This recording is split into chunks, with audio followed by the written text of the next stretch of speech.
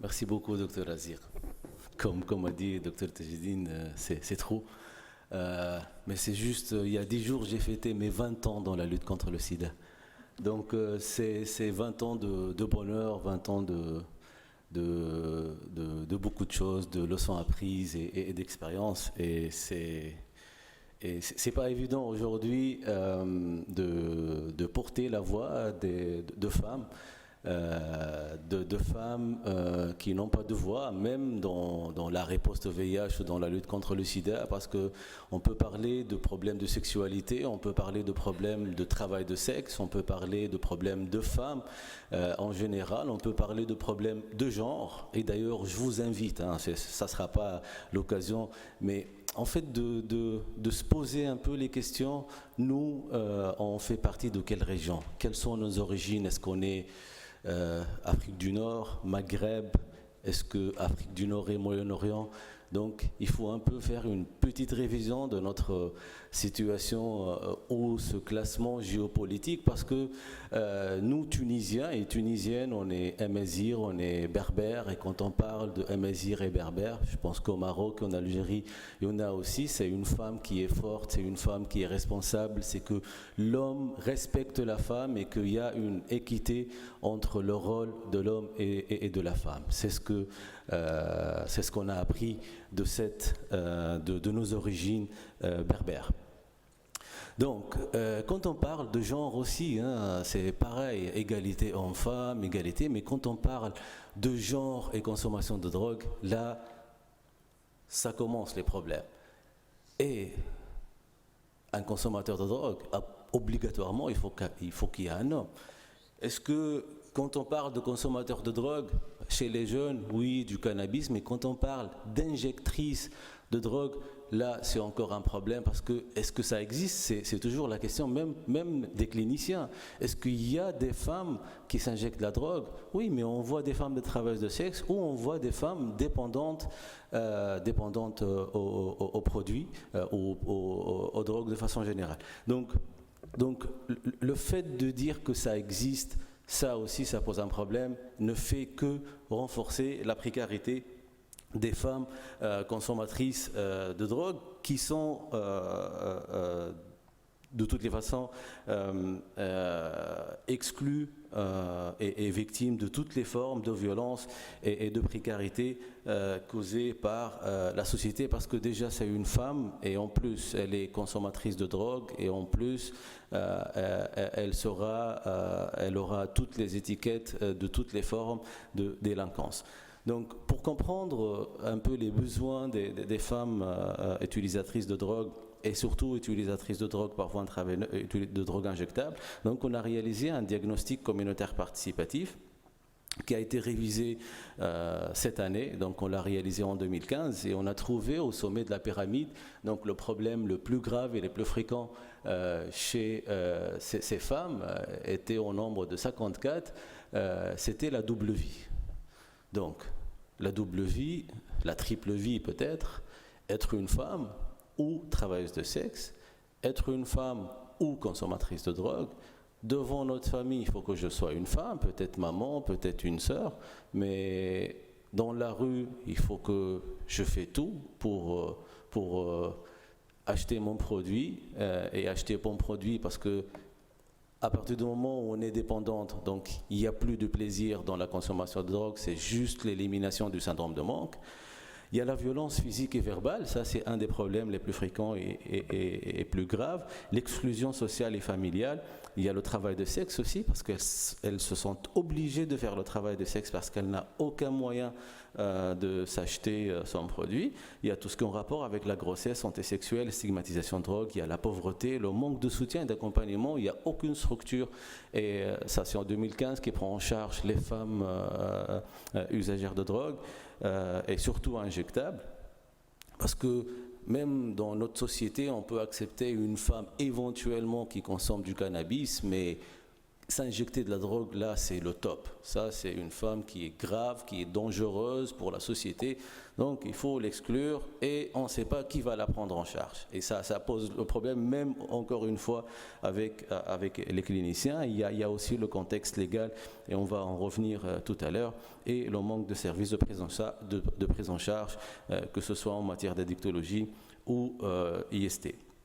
Donc ce DCP, ce diagnostic communautaire, a été réalisé sur le Grand Tunis, mais là je vais vous parler rapidement d'une enquête qu'on a réalisée en 2018. C'est une enquête qui n'a pas, en fait, on n'a couvert que ces 3 zones. Donc il y a Nabeul, c'est un peu 60 km de la capitale, il y a 2 régions frontalières avec l'Algérie. C'est le centre et le sud-ouest du pays, et on a réalisé une enquête auprès de 700 usagers de drogue et usagères. Donc c'est la première enquête en Tunisie où on tient compte dans les critères d'inclusion qu'il y a des femmes UDI, parce qu'on a réalisé la première enquête au niveau national. Donc, quand on dit au niveau national, c'est le programme national et le ministère de la Santé qui sont impliqués. Donc, 2009, 2011, 2014 et 2018. Ces 3 enquêtes qui étaient réalisées sur le Grand Tunis et Bizerte, c'est une ville, c'est le point le plus au nord du continent africain. Et à chaque fois où on plaide pour dire qu'il y a des femmes UDI, on a un centre pour femmes UDI, non, on ne peut pas, les épidémios, non, il ne faut pas rentrer ça, il y a très peu de femmes, et peut-être qu'il n'y a pas de femmes UDI. Donc dans les critères d'inclusion de l'enquête, dans la surveillance sentinelle, c'est toujours 4 ans études réalisées, et les femmes ne font pas partie de l'inclusion. Donc on a réalisé dans ces 3 zones, et je ne vous cache pas, ce n'était pas évident de mobiliser des femmes UDI.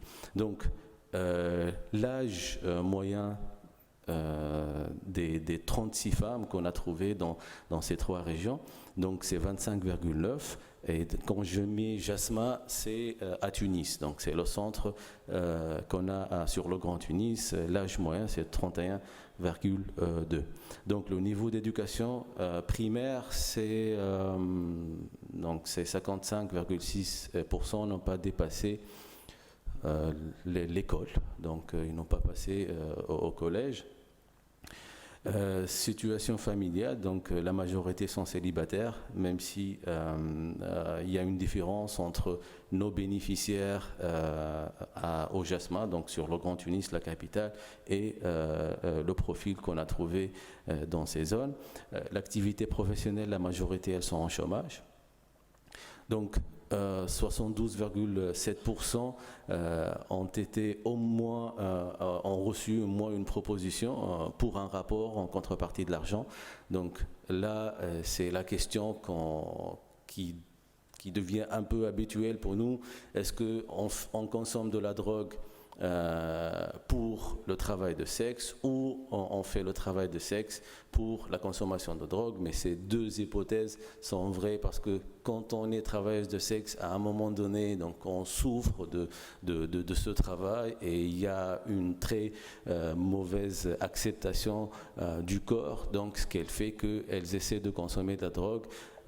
Surtout que dans la pratique sexuelle, donc quelques groupes communautaires, c'est une consommation vicieuse jusqu'à arriver à la dépendance. Il y a 97,3%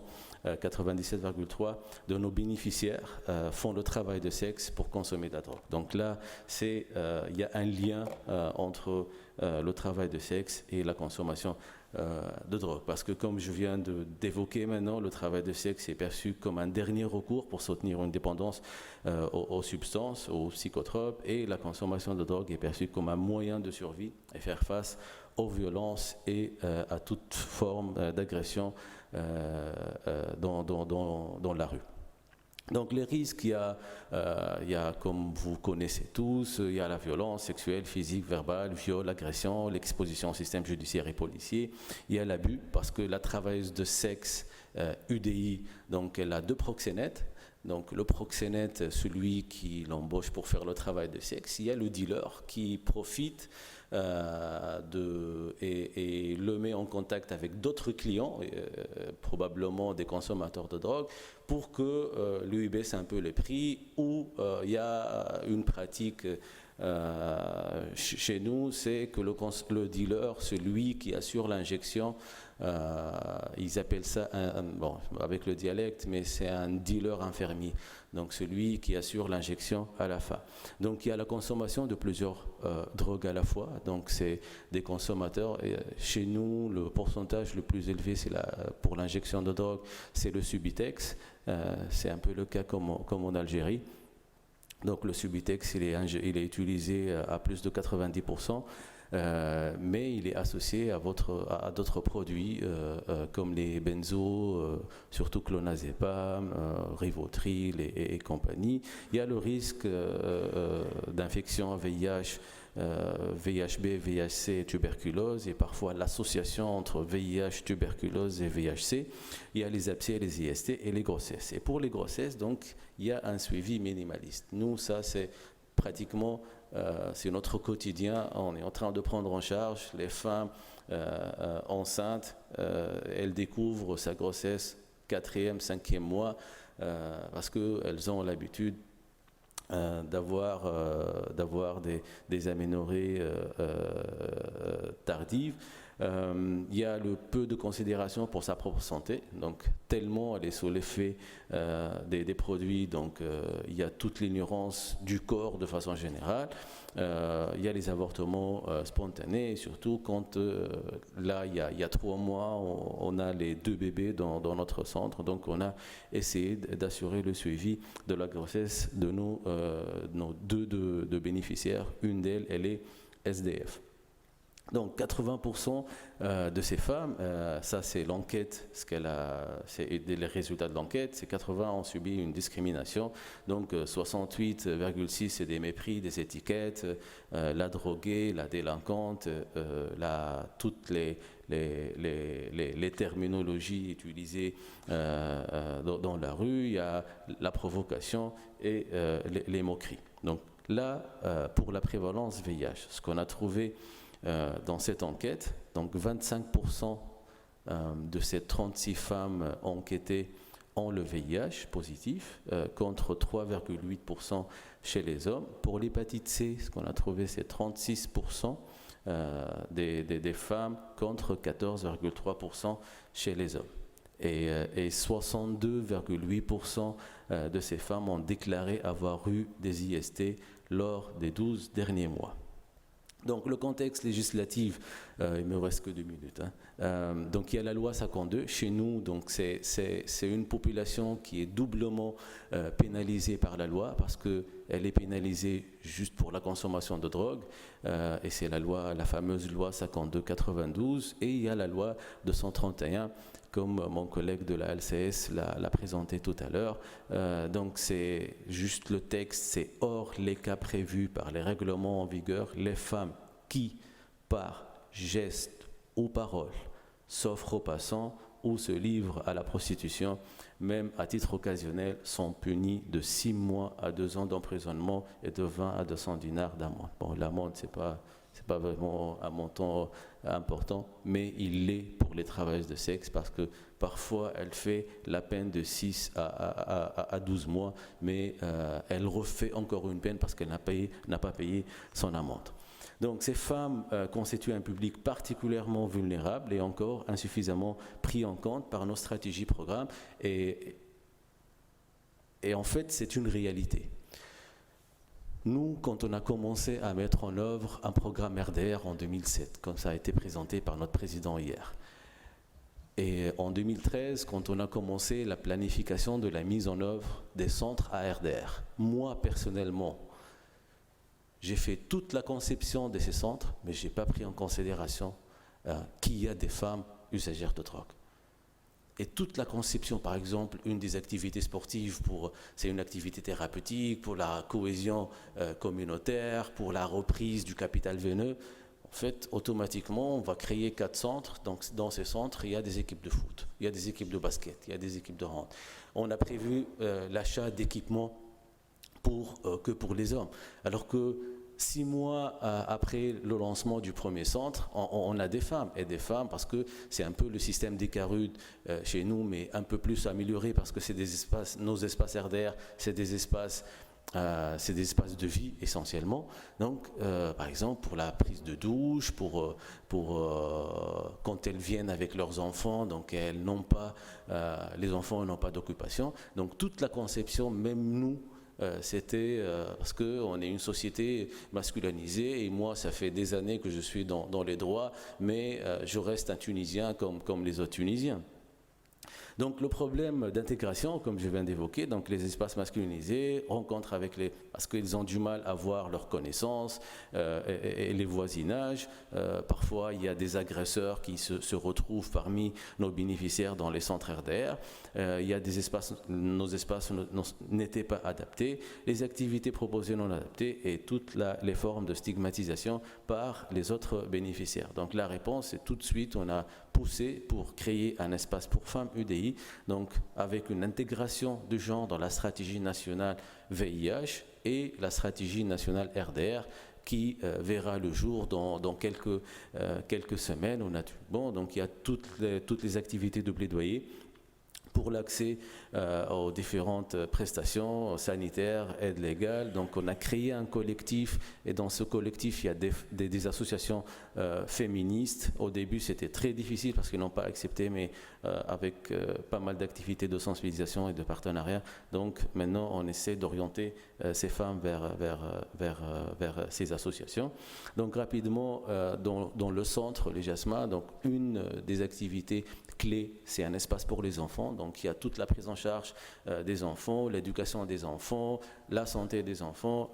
Là, on est à plus que 120 enfants pris en charge dans notre centre. Les activités quotidiennes, on fait très attention à l'alimentation des enfants et surtout la santé de façon générale. On assure la prise en charge des bébés parce qu'il y a eu même des propositions de vente de leurs bébés ou louer. En fait, elles louent leur bébé à 20 à 40 dinars la journée. Prise en charge, hygiène. Et sinon, pour le plaidoyer, on a réalisé un film documentaire qui s'appelle Salha. Salha, c'est le prénom d'une de nos bénéficiaires. Donc, c'était un film pour lui rendre hommage parce qu'elle est décédée à un âge de 21 ans avec le VIH, VHC et décédée par la tuberculose. Donc, dans ce film, il y a des témoignages d'hommes, mais plus de femmes qui parlent de leur parcours de vie en tant que femmes UDI. Et merci. Vraiment un grand merci, travail remarquable, parce que ces femmes cumulent un nombre de stigmates considérable. Donc vraiment, je suis très impressionnée du travail que vous faites.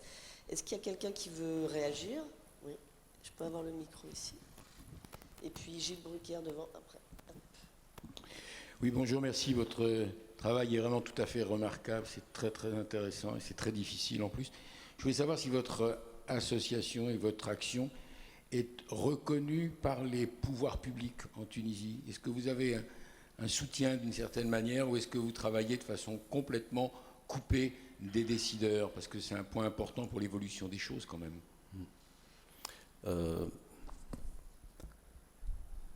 J'essaie de formuler une réponse juste. Reconnu, oui. Reconnu quand le Fonds mondial arrive en Tunisie, quand nos partenaires, quand les bailleurs de fonds arrivent en Tunisie, on reçoit des mails du programme national, de l'unité de gestion, du BP. Il faut visiter le centre Les Jasma. Et en fait, reconnu parce que c'est une vitrine, parce que c'est un modèle innovant de prise en charge, parce que ça englobe toute la prévention combinée. Donc il y a la prise en charge médico-psychosociale, il y a l'addiction, il y a la prise en charge des enfants, mais légalement, il n'est pas reconnu. moi, j'étais dans l'équipe des personnes qui ont plaidé pour le changement de la loi 52 qui condamne la consommation de drogue. Et on était avec les députés, ils ont dit, mais ah bon, est-ce que ça existe en Tunisie? Ça, c'est des représentants du peuple. Donc, depuis maintenant 3 ans, tout ce qu'on demande, c'est une reconnaissance et une casquette juridique, parce qu'il y a un grand risque pour nous et pour nos bénéficiaires. Et d'ailleurs, on est en train de subir ce risque-là. Même mes collègues, en fait, qui sont face à ce risque. Et là, il y a une de mes collègues qui était coordinatrice de ce centre. Elle est où? Elle est faite. D'ailleurs, je vous demande tout à l'heure de lui souhaiter un joyeux anniversaire. Donc, elle fait ses 24 ans aujourd'hui. Donc voilà, en fait, c'est ça. Donc, il y a une reconnaissance quand ils veulent. Oui, merci pour votre exposé. J'aurais 2 questions à vous poser, mais brèves. La première, c'est moi je suis sociologue et dans le passé, j'ai pu travailler avec des publics comme celui que vous venez de décrire, dans d'autres continents, carrément, en Amérique latine. Et il se trouve que ce que l'on observait, c'est que ces femmes étaient, des femmes toxicomanes et tout ça, avaient subi de fortes violences au sein de leur famille. Enfants, par exemple, ils avaient été violés. Et c'est des sujets sur lesquels on ne veut pas forcément trop parler, c'est des sujets tabous, les pratiques d'inceste, mais qui sont très répandues. Je voulais donc d'abord connaître savoir si, déjà ailleurs, peut-être parmi les autres exposants, dans les sociétés du Maghreb, c'est des sujets qu'on peut porter. Puis, est-ce que c'est aussi des trajectoires qui expliquent en partie le fait que ces femmes se retrouvent dans ces situations sociales? Donc ça, c'est la première question. Et la deuxième, c'était juste, quand vous avez montré la loi relative à la prostitution au Maroc, la première ligne, c'est « hors les cas consentis par la loi ». Alors ça laisse une espèce de marge où on se dit, mais à quoi il songe? Voilà, c'était une demande éventuellement de précision. C'est la Tunisie, pas le Maroc. Ouais. Pour votre première question, en fait, il y a de tout. Hein. C'est pas forcément qu'elles étaient victimes de violences sexuelles ou d'agressions sexuelles à un âge très jeune, qu'elles se retrouvent des consommateurs de drogue. C'est vrai que socialement, si on peut interpréter même de façon anthropologique, il y a plusieurs phénomènes. Il y a le mariage à un âge très jeune, à 10-11 ans, et ça fait partie de nos bénéficiaires. Donc à 12 ans, elle commence la consommation de drogue incitée par le mari, rien que pour qu'elle soit consentante et pour un rapport sexuel. Donc elle vient nous voir, par exemple, au moment de DCP, j'ai reçu une des filles, 18 ans, elle a 2 enfants et elle est injectrice de Subutex. Je lui ai dit, mais comment à 18 ans tu as pu faire tout ça, 2 enfants, un des enfants il avait 4 ans, je lui ai dit, mais comment tu as fait ça et comment tu t'es retrouvé avec tous ces problèmes. Donc pareil, elle m'a dit que je me suis marié très jeune et d'ailleurs je ferai la même chose avec ma fille pour qu'elle ne soit pas victime de viol et d'agression sexuelle, parce que en fait elles vivent dans un milieu ou dans un environnement et dans une vie en quelque sorte elle est tracée en fait. Donc les enfants par exemple, nous pourquoi on assure cette prise en charge des enfants, et c'est pas évident de prendre en charge des enfants, surtout qu'on n'a pas les outils et qu'on n'a pas une couverture juridique pour la prise en charge des enfants. Moi, par exemple, je leur dis de fermer les portes-fenêtres pour éviter qu'il y aura des accidents. Je dis, il ne faut jamais laisser les enfants seuls, il faut qu'elles soient accompagnées par leur maman. Donc, parce qu'on n'a pas les outils, déjà, et on n'a pas une couverture. Et en plus, on fait ça pour les enfants pour éviter qu'ils vivent dans leur milieu et qu'ils se retrouvent éventuellement victimes d'agressions sexuelles. Et d'ailleurs, on a recruté 2 ergothérapeutes rien que pour la prise en charge thérapeutique, surtout la thérapie comportementale des enfants de nos bénéficiaires. Merci beaucoup pour votre intervention. Je crois que vous êtes dans